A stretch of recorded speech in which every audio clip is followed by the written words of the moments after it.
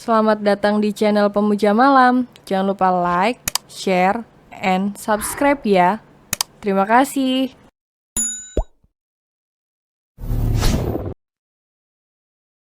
Chapter 15, Pelangi Setelah Badai. Aska pun menurut dan duduk di kursi tunggu. Ya Allah, tolong selamatkanlah istri dan anak-anakku. Lirihnya, Aska pun langsung menelpon orang tuanya untuk mengabarkan berita yang dia alami bersama istrinya. Nyonya Mariam begitu terkejut dan nyaris pingsan. Dia begitu khawatir dengan kondisi menantu dan cucunya. Tak berselang lama Nyonya Mariam dan Tuan Aditama datang ke rumah sakit. Nyonya Mariam begitu terkejut saat melihat putranya yang sudah tanpa kursi roda. "Nak," panggil Nyonya Mariam. Aska menoleh melihat sang ibu ada di hadapannya. Dia langsung memeluk tubuh ibunya. "Ibu," Aska takut terjadi sesuatu pada Tasya dan anak-anak Aska. Lirihnya. Nyonya Mariam mengelus pundak anaknya dengan lembut. Seakan-akan dia memberikan kekuatan pada putranya itu. "Kau harus kuat, nak. Ibu yakin Tasya akan baik-baik saja. Kita harus berdoa semoga mereka bisa melalui ini semua," ucap Nyonya Mariam. "Nak, kenapa kau tidak memakai kursi roda lagi?" ucap Nyonya Mariam yang sudah dari tadi ingin menanyakan soal ini. "Sayang, awas." Tasya menoleh melihat suaminya yang sudah berdiri dari kursi roda dan berlarian ke arahnya. Sekilas Tasya melihat mobil yang melaju dengan kecepatan tinggi ke arahnya. Tapi dengan cepat Aska langsung memeluk Tasya dan membawanya ke samping jalan. Tapi karena Aska yang belum sepenuhnya kuat menahan kakinya, mereka berdua terjatuh. Dan mengakibatkan perut Tasya terbentur. Saat Tasya kehilangan kesadarannya. Dengan sekuat tenaga Aska menggendongnya masuk ke dalam mobil. Begitulah ceritanya ibu. Lirih Aska. Aska tidak bisa melindungi istri Aska dengan baik. "Tidak, nak, ini bukan salahmu. Justru kau sudah menyelamatkan nyawa istrimu. Dan Tuhan begitu baik padamu, Dia membuatmu bisa berjalan lagi dan menolong istrimu."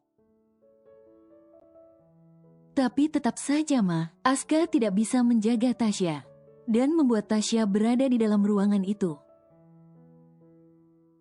Lirihnya lagi, "Sudahlah, nak, jangan terus menyalahkan dirimu atas apa yang menimpa keluargamu. Ini semua ada ujian dari Tuhan untukmu. Kau yang sabar ya, dan jangan pernah lemah di hadapan istrimu." Tak lama dokter pun keluar. Aska dengan cepat menghampiri sang dokter yang keluar. "Dokter, bagaimana keadaan istri saya?" tanya Aska.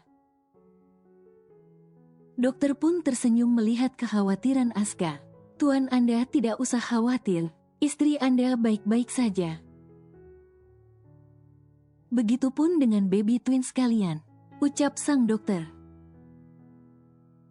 Akhirnya Aska bisa bernapas dengan lega. Dia begitu bersyukur mendengar kabar bahwa istri dan anak-anaknya baik-baik saja.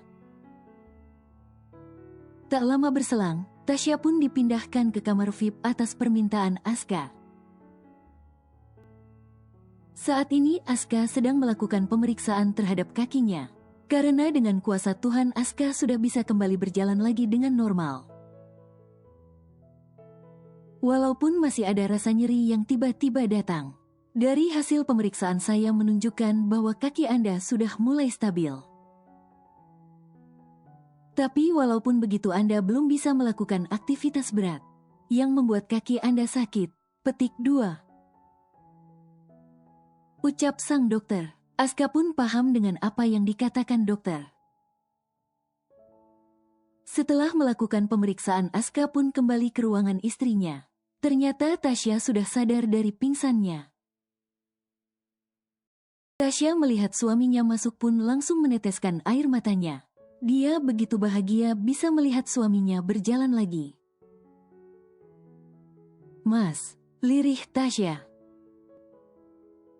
Aska pun mendekat dan memeluk tubuh kecil istrinya. "Iya sayang, apa ada yang sakit?" ucap Aska mendekati istrinya. Tasya menangis di dalam pelukan suaminya itu. Entah bagaimana perasaannya sekarang. Yang jelas dengan adanya kejadian tadi dia begitu bersyukur. Karena suaminya bisa berjalan lagi. Walaupun dia harus terbaring di rumah sakit. "Mas, apa kata dokter?" tanya Tasya. "Kaki Mas sudah baik kok. Tapi belum bisa melakukan aktivitas yang bisa membuat kaki Mas sakit," ucap Aska menjelaskan kepada istrinya. Agar Tasya tidak khawatir memikirkannya. Tak berselang lama Nyonya Mariam dan Tuan Aditama masuk. Mereka tersenyum melihat kebahagiaan putranya. Jalannya untuk menjodohkan mereka berdua berhasil. Walaupun saat di awal Aska sempat menolak dan tak menerima kehadiran Tasya di hidupnya, begitupun sebaliknya. "Semoga sebelum hari kelulusanmu kau sudah sehat ya nak," ucap Nyonya Mariam. Tasya mengangguk. Hari itu adalah hari yang ditunggu-tunggu di hidupnya. Jadi tidak mungkin jika dia akan melewatkannya begitu saja. "Sayang, apa tidak sebaiknya kau tidak usah ikut? Aku takut terjadi sesuatu padamu dan anak kita," ucap Aska. "Tidak Mas, aku tidak mau melewatkan acara itu. Itu adalah hari yang paling aku nanti, jadi tidak mungkin aku tidak hadir,"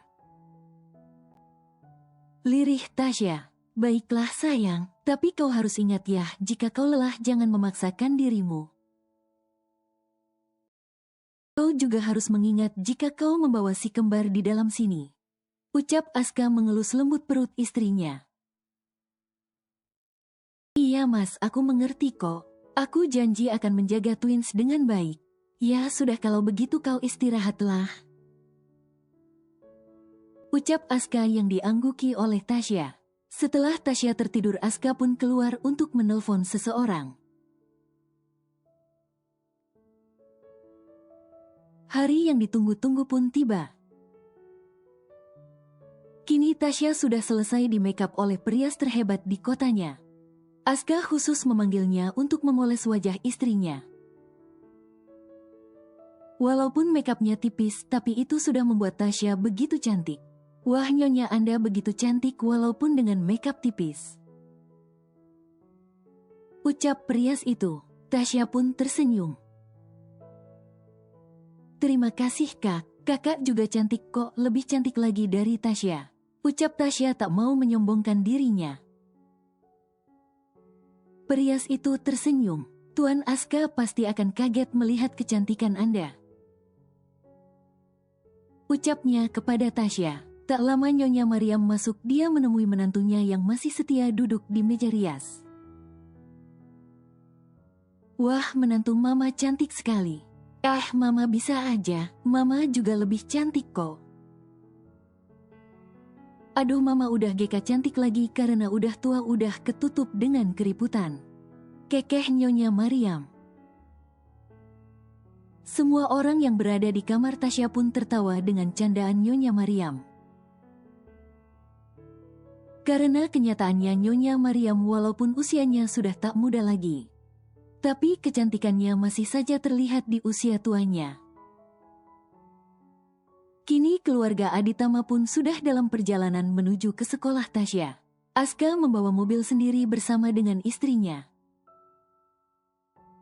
Sedangkan Tuan Aditama dan istri di mobil yang berbeda. Sekitar 20 menit mobil yang dibawa Aska memasuki pekarangan sekolah Tasya. Di sana udah banyak siswa yang hadir beserta keluarganya dengan gaya yang begitu modis. Aska turun dari mobil, semua mata menuju ke arahnya. Tapi mereka tak berani berkata apa-apa karena mereka tahu Aska adalah orang yang paling disegani di sekolah itu. Aska memutari mobilnya dan membukakan pintu pada istrinya. Lagi-lagi siswa yang ada di sana nampak kagum dengan kecantikan yang dimiliki Tasya. Walaupun tanpa makeup Tasya sudah terlihat cantik, apalagi dipoles sedikit, wah luar biasa kecantikannya.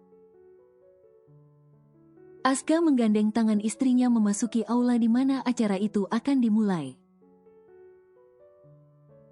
MC pun memulai acaranya dengan begitu sangat bagus tanpa ada kendala apapun.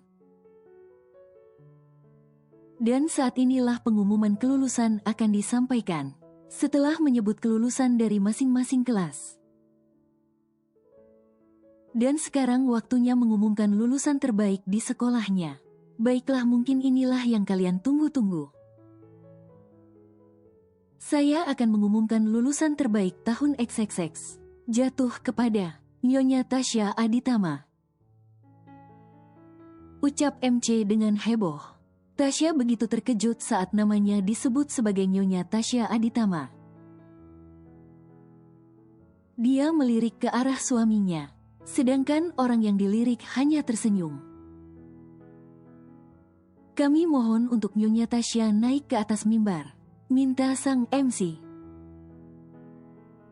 Tasya pun naik. Saya tidak bisa berkata apa-apa lagi. Yang ingin saya sampaikan hanya saya ingin berterima kasih kepada ibu dan ayah mertua saya yang sudah menyekolahkan saya, dan saya juga berterima kasih kepada suami saya yang selalu mendukung apa yang menjadi impian saya. Kalau bukan karena mereka mungkin saya tidak akan berdiri di atas sini. Lirih Tasya meneteskan air matanya. Aska pun beranjak naik dan merangkul istrinya. Dan perlakuan Aska membuat semua orang merasa iri dengan keharmonisan rumah tangga Aska dan Tasya. Hari ini begitu berbeda dengan hari-hari biasanya, yang dimana keluarga Aditama sudah begitu banyak melewati ujian-ujian dari Sang Pencipta. Hari ini hari kebahagiaan bagi mereka, karena Aska sudah bisa berjalan ditambah menantunya menjadi lulusan terbaik di sekolahnya. Untuk merayakan hari kebahagiaan ini, ayo kita ke mall untuk makan-makan yang enak. Ucap Tasya dengan gembira. Entah dari mana kebenarannya itu muncul. Baru kali ini Tasya meminta sesuatu kepada suami dan mertuanya. Nyonya Mariam mengangguk, begitupun Tuan Aditama. Kini mereka sudah duduk di satu mobil yang sama. Tentu saja sayang, apapun yang kau inginkan akan kuturuti. Ucap Aska membelai kepala istrinya dengan lembut. Nak, itu mungkin kemauan dari anakmu. Karena selama ini ibu lihat Tasya sama sekali tidak mau makan di mall atau di restoran. Tapi lihatlah sekarang semenjak dia hamil dia baru meminta ini kepada kita. Ucap Nyonya Mariam. Nak, apa selama ini kau menahan sesuatu yang kau inginkan untuk Tuan Aditama kepada menantunya? Tidak ayah, aku tidak pernah menahannya kok. Cuma aku tidak ingin apapun saja. Entah kenapa hari ini aku tiba-tiba ingin makan di mall bareng kalian semua. Ucap Tasya menjelaskan. Semua yang ada di mobil pun tersenyum, melihat tingkah Tasya yang sudah seperti anak kecil saja. Aska pun membawa mobilnya menuju ke mall terdekat. Kebetulan mall itu ada milik keluarganya. Penjaga mall yang melihat mobil Aska masuk ke dalam mall, segera mendekat dan membukakan pintu untuk keluarga bosnya. Selamat datang Tuan Nyonya dan Tuan Muda, ucap sang security. Aska, Tuan Aditama dan Nyonya Mariam pun mengangguk. Dia adalah istriku, ucap Aska saat melihat kebingungan dari wajah security itu. Maaf Tuan, saya hanya bingung saja. Karena tidak pernah mendengar tentang pesta pernikahan Anda dan sekarang sudah memiliki istri. Iya, aku memang sengaja masih merahasiakannya. Kau tahu pasti alasannya, ucap Aska ramah pada sang security. Tasya yang melihat suaminya berbicara begitu lembut pada bawahannya begitu bahagia. Ternyata benar yang dikatakan ayah dan ibu. Mas Aska ada pria yang baik tapi tersakiti. Batin Tasya. Kini keluarga yang diliputi kebahagiaan itu pun duduk di kursi masing-masing. Untuk menikmati makanan yang sudah mereka pesan. Sayang, apa kau yakin bisa menghabiskannya? Ucap Aska saat melihat menu apa saja yang istrinya pesan itu. Iya, memang kenapa? Apa Mas tidak mampu membayarnya? Ucap Tasya dengan wajah sedihnya. Mas jahat. Sedangkan Nyonya Mariam dan Tuan Aditama mati-matian menahan tawanya agar tidak pecah. Tidak begitu sayang. Mas sanggup kok untuk bayarnya. Bahkan Mas bisa belikan sekalian sama restorannya. Maaf sayang. Baiklah sekarang makan ya. Kasihan dede bayinya pasti sudah kelaparan. Ucap Aska membelai lembut kepala istrinya. Aska, ke depannya kau harus lebih sabar lagi menghadapi wanita hamil ini. Bisik Nyonya Mariam terkekeh. Aska hanya tersenyum singkat. Lalu menatap wajah istrinya yang begitu sangat lahap makannya. Setelah menyelesaikan makannya, keluarga berbahagia itu tidak langsung pulang. Melainkan singgah untuk menghabiskan uang suaminya dulu. Awalnya Tasya menolak tapi Aska terus membujuknya. Untuk membeli sesuatu barang kebutuhannya. Hingga tak terasa waktu sudah malam. Mereka pun memutuskan untuk pulang karena sudah merasa lelah. Begitupun dengan Tasya karena kondisinya yang sekarang. Kini mereka sudah sampai di mansion utama. Aska dan Tasya masuk ke dalam kamarnya. Begitupun dengan Nyonya Mariam dan Tuan Aditama. Aska langsung membersihkan tubuh, juga begitupun dengan Tasya. Setelah selesai dengan ritual bersih-bersihnya, Tasya merebahkan tubuhnya di atas tempat tidur king size-nya itu. Aska mendekati istrinya dan mencium singkat bibir tipisnya. Tasya masih sama saja seperti awal. Dia terkejut dengan perlakuan Aska. Sayang, apa aku boleh meminta sesuatu? Ucap Aska. Tasya pun mengangguk dengan cepat. Bisakah aku mengambil hakku sebagai suamimu? Ucap lirih Aska. Tasya terdiam, dia menatap manik mata suaminya. Ada hasrat yang sudah begitu lama dia pendam. Tasya kembali mengangguk. Aska yang melihat mendapat lampu hijau pun tak tinggal diam. Dia mencium bibir manis istrinya begitu lembut selembut-lembutnya, hingga menimbulkan suara-suara kecapan bibirnya. Tangan Aska tak tinggal diam. Tangan Aska pun kembali menjelajahi setiap inci tubuh istrinya. Tubuh Tasya seperti disengat listrik, dia menikmati permainan suaminya. Kini, kedua insan itu polos tanpa sehelai benang pun.